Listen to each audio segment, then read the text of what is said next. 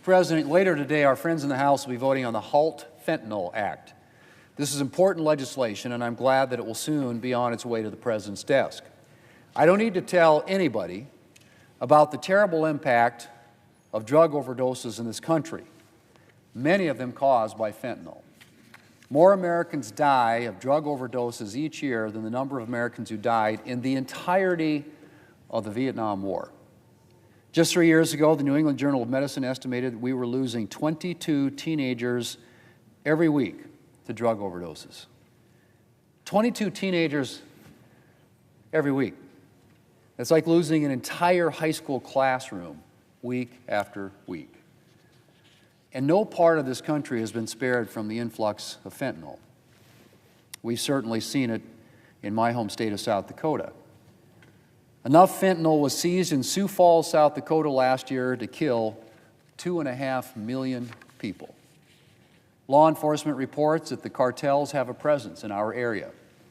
And the price of a single pill has dropped from $40 a few years ago to just $5 per pill today, largely due to the growing supply.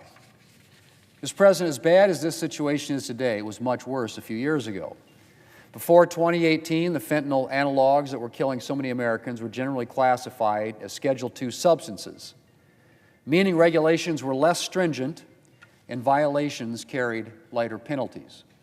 And if a particular analog was moved to Schedule I, the cartels would simply alter the chemical composition slightly, which meant the new analog wasn't subject to stricter enforcement, even though it was no less deadly. But that ended in 2018 when the Trump administration temporarily reclassified all fentanyl analogs under Schedule I.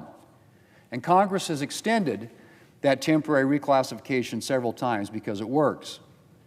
Mr. President, now it's time to make that permanent. That's where the HALT Fentanyl Act comes in. It will permanently classify fentanyl analogs as what we know them to be, the deadliest kind of drugs. And it will ensure that law enforcement has an important tool to go after the people bringing this poison into our country and peddling it in our communities.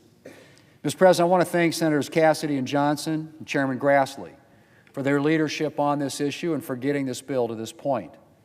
I expect today's vote in the House will be broadly bipartisan, as it was in the Senate, and it will soon be signed into law by President Trump, all made possible by their efforts.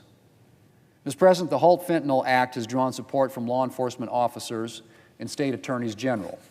And perhaps most significantly, it has the support of the families of numerous Americans who have died from fentanyl overdoses. And I'm grateful to those families for their passionate advocacy on this issue and on passage of this bill. Mr. President, the HALT Fentanyl Act is just one step in the fight against the scourge of fentanyl.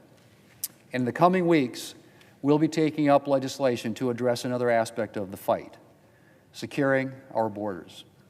Much of the fentanyl in our country comes across an international border. So securing our borders is a key step to preventing shipments of this poison from getting into our country in the first place. And the bill we'll be voting on in the coming weeks will make a generational investment in border security, including finishing the border wall and investing in personnel and technology to stop illegal aliens and illegal drugs from getting across. Mr. President, too many Americans have lost their lives to drug overdoses. And so many of those deaths were caused by a single pill containing a lethal dose of fentanyl. Republicans will continue our efforts to end this crisis and prevent illegal drugs from getting into our country and devastating our communities. Mr. President, I yield the floor, and I suggest the absence of a quorum.